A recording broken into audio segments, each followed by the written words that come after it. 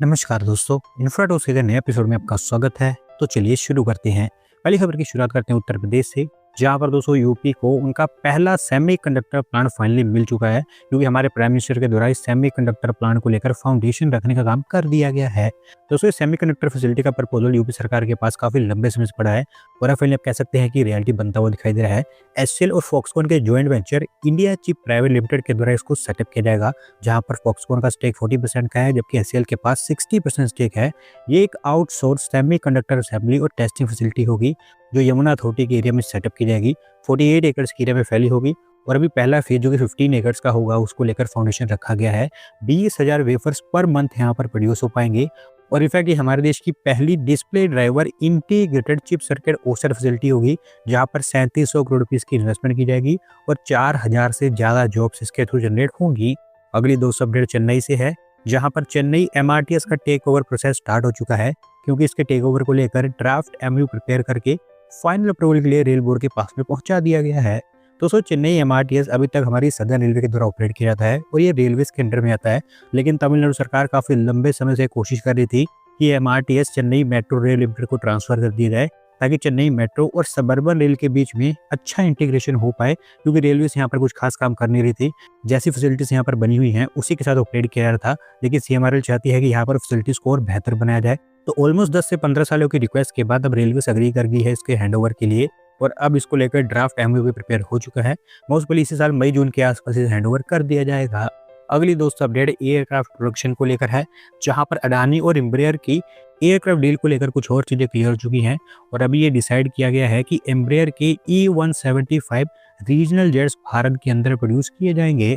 दोस्तों इस डील के बारे में मोस्ट प्रोबेबली सब जानते ही होंगे, क्योंकि इसको लेकर मैं पहले भी 2-3 बार बता चुका हूं, जहां पर अडानी ग्रुप और एम्ब्रेयर मिलकर उनके रीजनल एयरक्राफ्ट बनाने वाले हैं। जब ये डील साइन की गई थी तो उस समय कुछ ज़्यादा नहीं बताया गया था कि कौन से एयरक्राफ्ट यहाँ पर प्रोड्यूस होंगे। जो इकलौती चीज़ बताई गई थी वो ये थी कि जेट्स रीजनल होंगे, जिनकी सीटिंग कैपेसिटी 80 से 150 के आसपास होगी, लेकिन अब और चीज़ें क्लियर हो चुकी हैं और अब ऐसा बताया गया है कि E175 जेट्स भारत में प्रोड्यूस किए जाएंगे, जिनकी सीटिंग कैपेसिटी 88 पैसेंजर्स की होती है।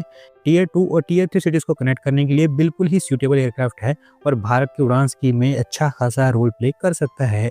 अगली दोस्त अपडेट फिर से उत्तर प्रदेश से है, जहां पर देश की पहली आरआरटीएस और पहली ही आरआरटीएस स्टाइल मेट्रो पूरी तरह से तैयार हो चुकी है और दोनों के दोनों को हमारे प्राइम मिनिस्टर के द्वारा इनॉग्रेट किया गया है। तो दोस्तों अगर आपको मैं थोड़ा सा डिटेल में बताऊं तो दिल्ली मेरठ आरआरटीएस, जिसका ऑलरेडी 55 किलोमीटर का हिस्सा ऑपरेशन था, अब वो पूरी तरह से तैयार हो चुकी है। 82.15 किलोमीटर की पूरी स्ट्रेच अब लोगों के लिए खोल दी गई है, जिसके चलते दिल्ली से मेरठ तक डायरेक्टली लोग ट्रैवल कर पाएंगे। ट्रायल्स के दौरान मैक्सिमम 160 kmph और एवरेज स्पीड 123 kmph के आसपास देखने को मिली है, यानी कि जस्ट 40 मिनट्स के अंदर अंदर ही लोग दिल्ली से मेरठ के बीच में ट्रैवल कर पाएंगे, जबकि एग्जिस्टिंग रेलवे के थ्रू कई घंटों तक का समय लग जाता था। सिमिलरली बात करूँ मेरठ मेट्रो के बारे में, तो ये आरआरटीएस के साथ सेम ही इंफ्रास्ट्रक्चर शेयर करने वाला है। आरआरटीएस का मेरठ साउथ से मोदीपुरम तक का जो 23 किलोमीटर का सेक्शन है, उससे मेरठ मेट्रो भी यूटिलाइज करेगी और इस सेक्शन पर मेरठ मेट्रो के लिए कुछ एडिशनल स्टेशन भी बनाए गए हैं। और इनफैक्ट दोस्तों ये हमारे देश की फास्टेस्ट मेट्रो ट्रेन है, क्योंकि 120 kmph की स्पीड से ऑपरेट कर पाएगी और क्योंकि ये फास्टेस्ट है तो मेरठ मेट्रो की पूरी जर्नी 30 मिनट के अंदर अंदर ही कंप्लीट हो पाएगी और आप कह सकते हैं कि मेरठ मेट्रो यूपी का 5th मेट्रो नेटवर्क बन चुका है। अगली दोस्त अपडेट हमारी रेलवे की तरफ से है, जहां पर ब्रह्मपुर रेलवे स्टेशन के रीडेवलपमेंट का रास्ता साफ हो चुका है, क्योंकि ईस्ट कोस्ट रेलवे जोन के द्वारा इसके रीडेवलपमेंट को लेकर ब्लूप्रिंट तैयार कर लिया गया है। तो दोस्तों ये रेलवे स्टेशन उड़ीसा के अंदर है और one of the oldest railway station ये माना जाता है उड़ीसा का, जहां पर डेली बेसिस पर 12-13 हज़ार के आसपास फुटफॉल देखने को मिलता है और क्योंकि ये काफ़ी ज़्यादा पुराना है तो इसको अपडेट करना मैंडेटरी बन चुका था।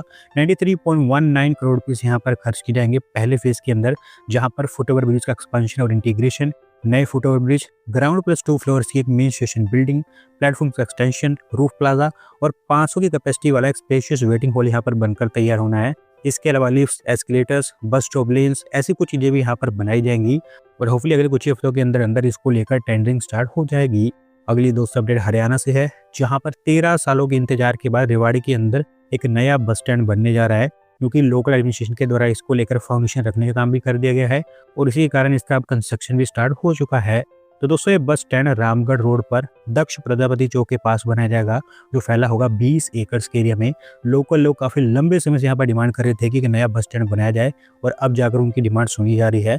ग्राउंड प्लस 2 फ्लोर्स की बिल्डिंग होगी, जहां पर एक सिंगल टाइम में 18 के आसपास बसेस को अकोमोडेट किया जा सकेगा। 40 करोड़ रुपीस तो इस बस स्टैंड के ऊपर खर्च की जाएंगे, बाकी 25 करोड़ रुपीस सेकेंडरी फैसिलिटीज के ऊपर खर्च की जाएंगे। 2 सालों के अंदर अंदर इसको तैयार कर दिया जाएगा। आज की दोस्तों आखिरी अपडेट दिल्ली मेट्रो से है, जहां पर दोस्तों Delhi metro rail corporation limited red line extension के लिए 60 और कोचेस को खरीदने जा रही है और इसके लिए उन्होंने टेंडरिंग स्टार्ट कर दी है। तो दोस्तों बेसिकली ये कोचेस दिल्ली मेट्रो की नई लाइन, जो एक टाइप से रेल लाइन एक्सटेंशन होगा, जो कि रिठाला से कुंडली के बीच में बनेगी, उसी के लिए ही खरीदे जाएंगे। इनिशियली डीएमआरसी ने डिसाइड ये किया है कि 4 कोच वाले ट्रेन सेट्स यहाँ पर ऑपरेट होंगे, यानी कि 17 के आसपास ट्रेन सेट्स यहाँ पर भी खरीदे जाएंगे। अगर डिमांड ग्रो होती है तो 8 कोचेस के साथ भी इनको ऑपरेट किया जाएगा और उसके लिए डीएमआरसी फिर और कोचेस को खरीदेगी। तो दोस्तों आज की वीडियो में इतना ही। अगर आप अपनी तरफ से अपडेट सबमिट करना चाहते हैं तो डिस्क्रिप्शन दी गई लिंक पर क्लिक करके सबमिट कर सकते हैं। और अगर आज की वीडियो पसंद आई हो तो वीडियो को लाइक करें, चैनल को सब्सक्राइब करें। धन्यवाद वीडियो को देखने के लिए।